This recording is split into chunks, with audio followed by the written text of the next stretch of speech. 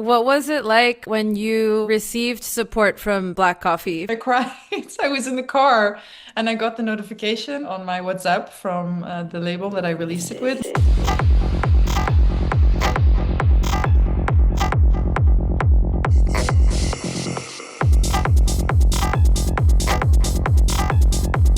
Welcome, you guys. We are having the pleasure of speaking with Miss Romy Janssen, which we were trying to get in touch with during ADE, but she was busy running around all over Amsterdam, I'm sure. So I want you to tell us actually a little bit about your experience during ADE. Tell us how that was for you, because you are Dutch, correct? Yes, I live in the Netherlands, not in Amsterdam actually, more in the south. And ADE was crazy. I actually had a really bad flu, so the timing was not the best, but I made the best of it, met amazing people, and yeah, it was great. I In loved it. situations like that, how do you do it? Do you just like take a bunch of meds, or like how do you get through moments like that when you're sick and you have to go and do a show? Yeah, so basically my hotel room, it was a pharmacy. Like I had everything, and during the night, I think around 10, 11 is when I was like, okay, my body needs to, sleep. But yeah, I mean, you have to keep going. I feel like ADE is such a short moment of meeting people that normally you would only, yeah, meet on Instagram, for example, or email. So yeah, I just pushed myself to stay fit and as best as I could. So yeah, made it work. But Sure, of course. I know that you recently came from a trip from Japan, correct? What were you doing out yes. there? Tell us, like, where were you and what did you do? And Yeah, so basically, Japan has been on my list for a long time. And I think 6 months ago, I booked it really randomly. I was sitting outside and I was like, okay, so I want to have something as a present for myself. What would I do? And I was like, okay, Japan would be sick. So I just booked a ticket and yeah, I came back Tuesday, a week ago today. And it was mind, like, it was everything and more that I expected. It was amazing. I really recommend going there. what was one highlight for you? Honestly, I'm a big animal lover, so Nara Park, where you have like all the bowing deers, that was, yeah, I was smiling like a child all the time, and yeah, that was my number one day, I guess. Yeah, that's super sweet. What if you had to say, like, going around, I'm not sure if you popped into any record store or something, would you say that anything drove any inspiration for you while you were there? Like, did you even see, maybe you saw something for the first time that you didn't see before that maybe could inspire you Yeah, in the so music? I went to Tower Records and it has like all the LPs you can think about, and it's like 10 floors. It's the tallest building, and yeah, whatever you want or looking for, they have it. So that was also very nice to walk around and to see like new records, old records. Yeah, that was really nice. That's super cool. I miss those days when we used to go. I don't know your age, but at least for me, I would go to Tower Records before and it was going to buy CDs. And I Yeah. miss those days where we used to be able to go and do that or be able to sample some of the music. But I guess that's what we have vinyl for still, right? We got to keep that Yeah. alive. Definitely, definitely. Yeah, it's fun. When I was a child, I always was like invited to the birthday party, and they already expected that at home I would burn the CD. I don't know how to say it in English. Yeah, That's yeah. correct. It's Burn the But CD. like, yeah, and then have like child music on it. But I would already schedule it in time. Like, okay, we're gonna start with this and peak with that, and then at the end we will have this. So yeah. You would make children's CD? Yes, yeah, yeah. But I was a child myself, so I was like, Wait, okay. wait, that's so Yeah. funny. Wait, what music were you putting on there? Yeah, it was a Belgium pop group, K3, Okay. and a lot of them, and like Kiss, Kuss was the name. Yeah, a lot of local pop stars. Yeah, yeah, that's super cool. That's so funny. Yeah, curating Yeah. a playlist is always nice. But see, that's the thing. It's like you look back at those moments and you're like, I've been a DJ all along. So Basically, yeah. seriously, so tell us your journey in music. Where did you start? What made you decide to want to be a DJ and start producing? Well, I used to work with cars in the car industry, and I was working a lot, and I was pretty young, and I was like, well, you always hear it, people say like when you're young, it's okay to fall and get back up and just try and, go chase your dream. And one day I was like waking up at 4 a.m. because it was an early shift I had to do. And I was like, yeah, I'm gonna quit and I'm gonna do what I love. So I started to work for a festival close to my neighborhood. And I started like playing at birthday parties, like really like playing, not just burning the CDs. And then I showed it on the office at the festival, and they were like, "Yeah, yeah, yeah, that looks cool. That looks cool." And I was like super proud. And then they were like, "You know what? We're gonna put you on the lineup." And I was like, "What? Like, really on the lineup? That's sick." That was not something I was thinking about at that time. And that's kind of like when the snowball started growing, I guess, because I posted on the Instagram, and I think the same day I got a booking paid to play a few weeks after, and I was like, "Oh, there was a business model as well in this. Like this was for fun, you know?" And that's kind of like how I grew into it a few years ago.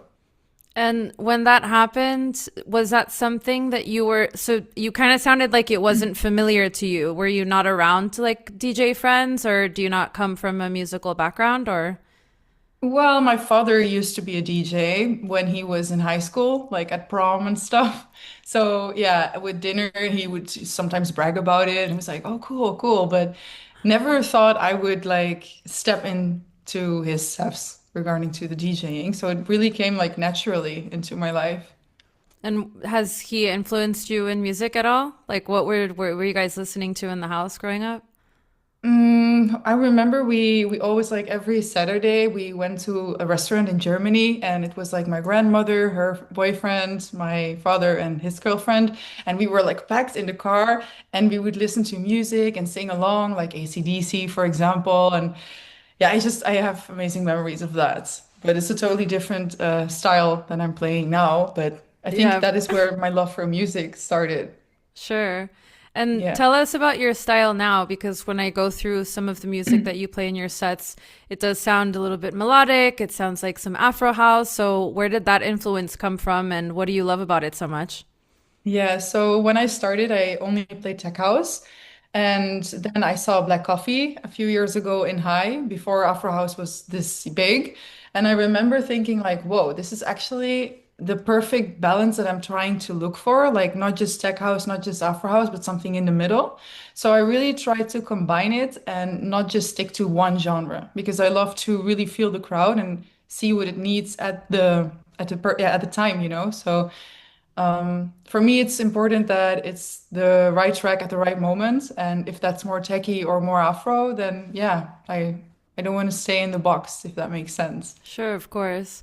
I feel like Mhm. as artists in general, uh, I feel like most don't want to be, categorized or put into a box. And I feel like there's so much focus on genres these days and subgenres, and it gets so complicated. And I feel like every DJ is just like, who cares? I just want to play music, you know? So, Yeah, no, that's true. That's true. Sometimes when people ask what exactly, like what genre, I'm like, there's so many. Like sometimes I hear like new genres. I'm like, whoa, does that exist? I feel like there's a name for everything. Like TikTok house, I feel like that's a new genre also. Like, okay. Well, do you yeah. like playing some of the TikTok trend songs?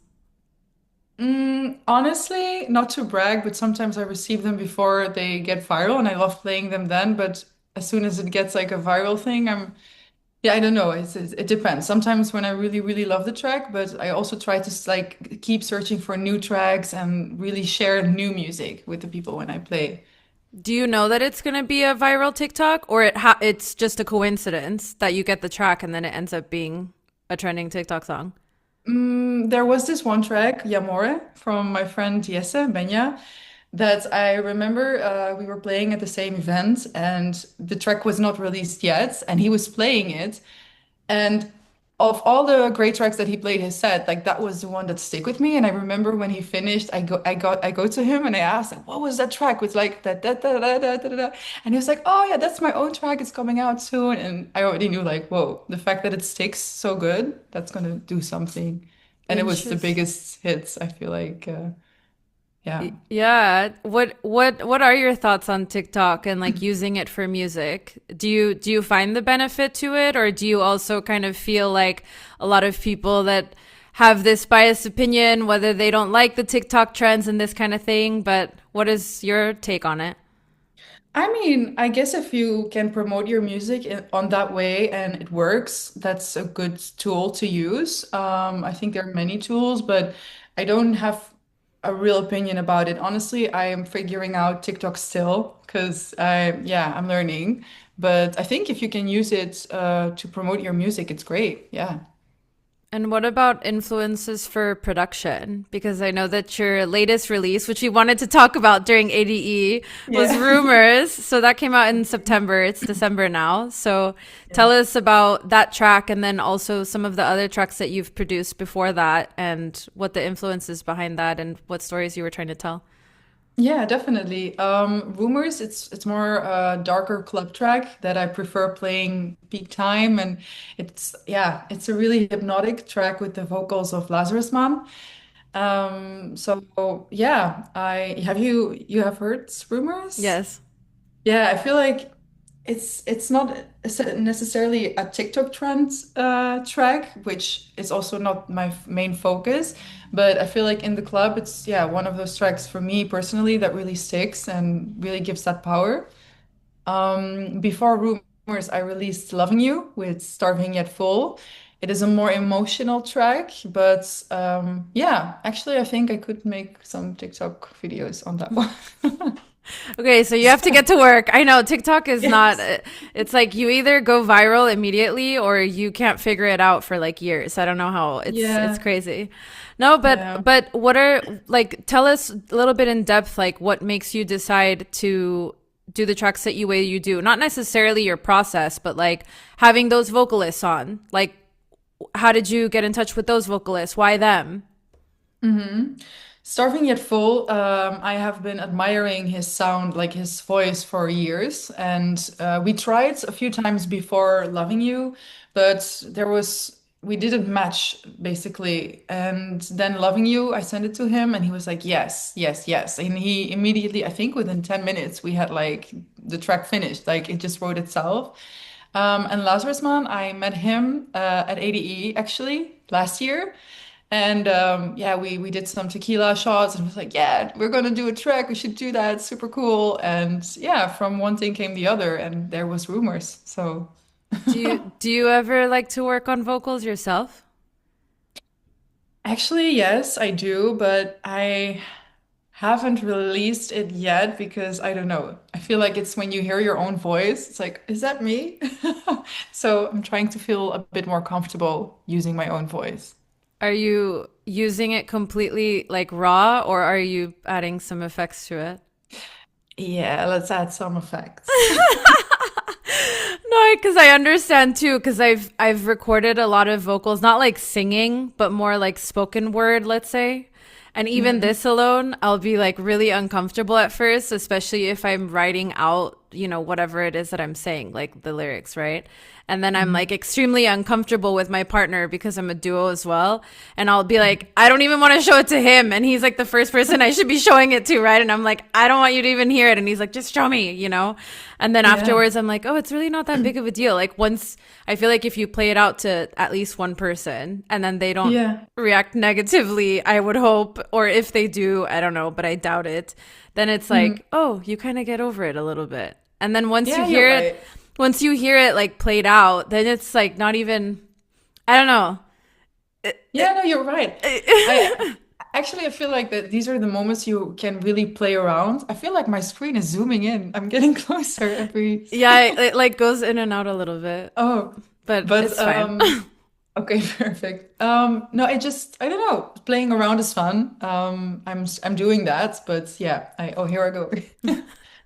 But yeah, I don't know. Maybe in the future I will actually release something with my own vocals, but probably I'll start comfortably with like spoken words instead of like big shouts. Yeah, sure. Well, it's also, I find it depends. If you're a singer, songwriter, of course, or if that's something that you've practiced that muscle and you've gotten comfortable with it, I think it'll come more naturally once you practice more. But then if it's the first times that you're trying to do it and you're figuring yourself out, I completely understand like how it could be intimidating on one side, but then if you just get the words out, then you're like, oh wait, it's really like not that bad, you know? It's just Yeah, a matter especially of with the effects. It can yeah, sound you're like, really let me good. just distort everything. Yeah, exactly. Yeah, no, so yeah, but who knows? Yeah. What was it like when you received support from Black Coffee for the first time? Do you remember the moment when you found out? Yes, I do, and I cried. I was in the car and I got the notification on my WhatsApp from the label that I released it with, and they were like, "Congratulations, you're in the Spotify playlist." And I remember I was on my way to a show and I cried and I was like, "What? No way!" And it was a full moon, so I was like looking and I was like, "Yeah, this is nice." Yeah, whoa, that was a goosebump moment for real. I was really happy. That's so nice. And which track did Yeah. he play, actually? Ilossi, which was Okay. actually my first track that I ever released. And yeah, to have immediately the support from him, who I was looking up to so much, was yeah, like a sign, like, yeah, good, Yeah, nice. that you're doing the right thing. No, that's amazing, especially because you said that you saw his show and then that opened your eyes to the genres that you decided Yeah. to kind of Mhm. start your path in, it sounds like. I'm Yeah. not boxing you in. You just start there, but you can go wherever you want. Perfect. No, it's cool too because like Afro House, for example, there's obviously a big hype around it, especially, you know, in the last couple years, kind of music and all this. It's, you know, everybody was Yeah. talking about it to the point where, oh, it's overdone. And, you know, what is the scene like in the Netherlands for you when it comes to that genre in particular? Is that something that's really popular also in the Netherlands or Yeah, I think if you compare it to a few years ago and now, it's definitely much bigger. I feel like even if you're eating in a restaurant, you will hear Afro House. It's everywhere. But yeah, I mean, kind of music has come a few times to the Netherlands and it was always sold out. So yeah, I feel like it's big. It's big here.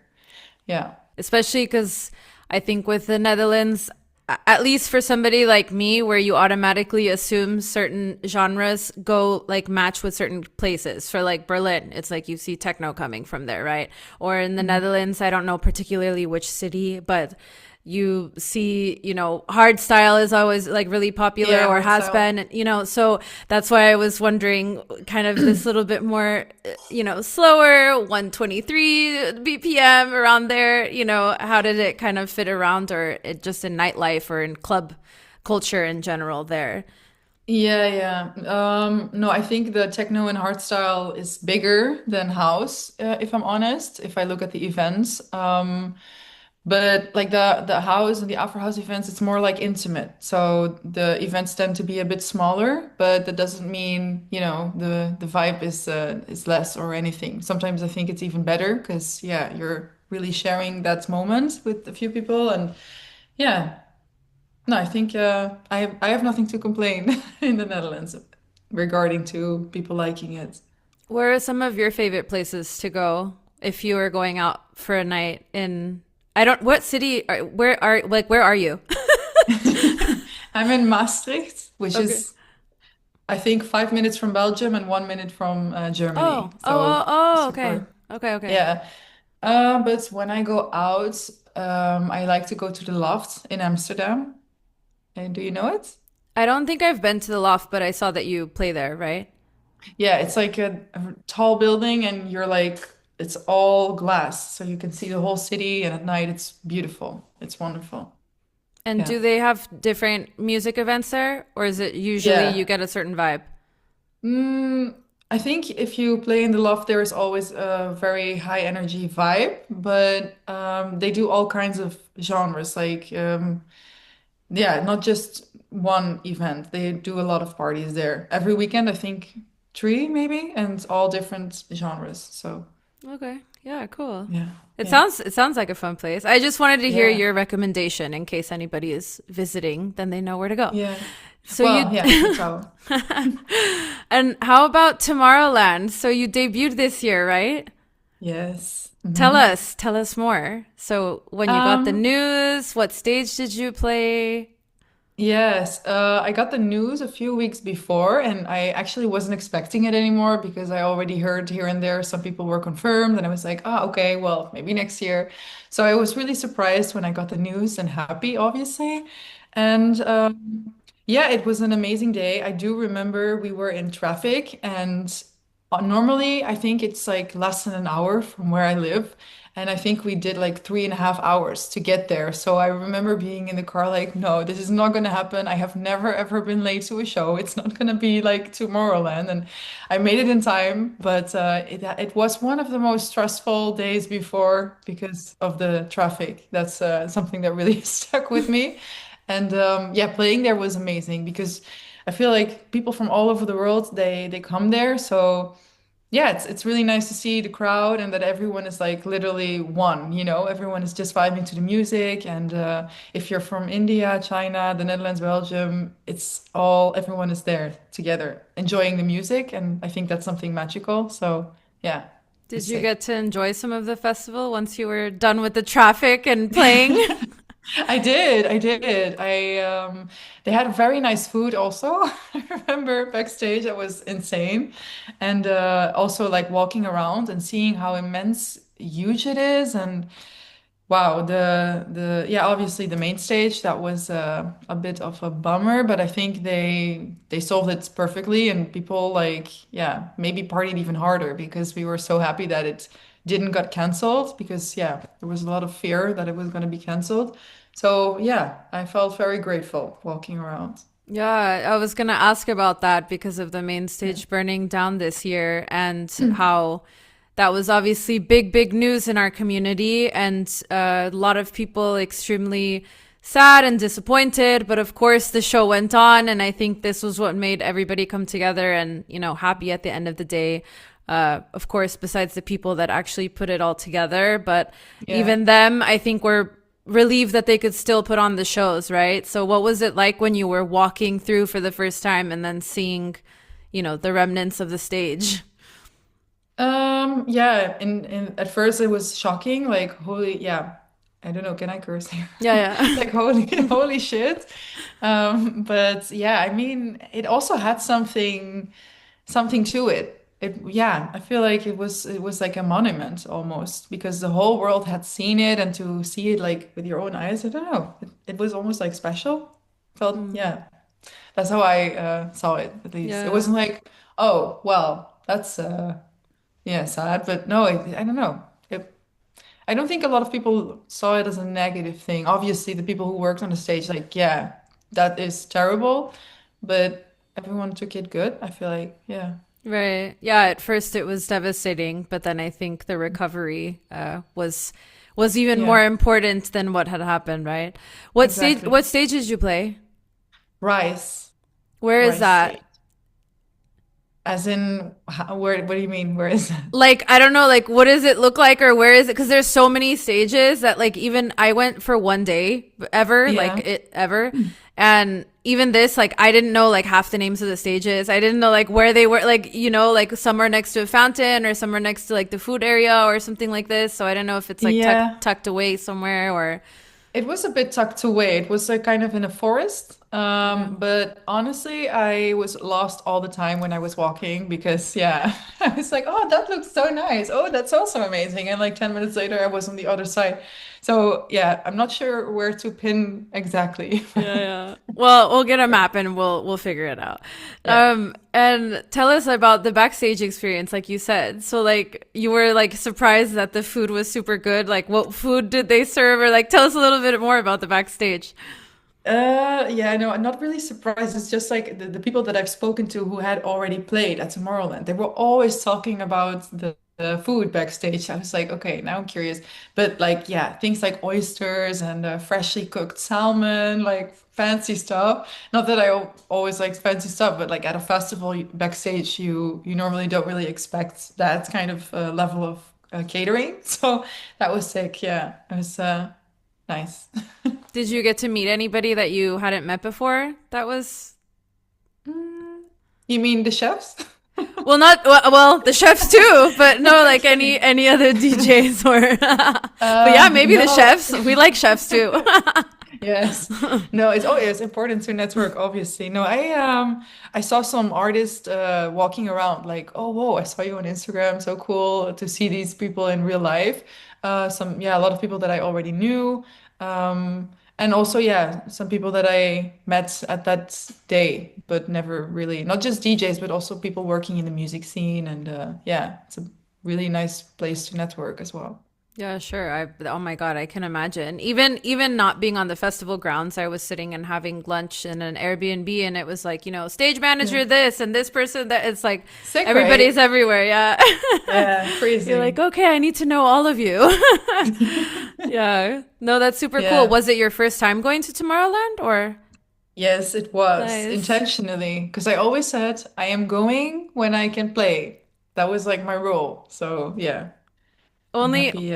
only one 3-hour drive that weekend to the festival, and you held yourself until you Yeah, played. Well, no, yeah. congratulations. That's amazing Thank that you you. were able to play there, because I know that that's, Thanks. I think, most people's dream to be able to play there if they're DJing and producing. Yeah, So definitely.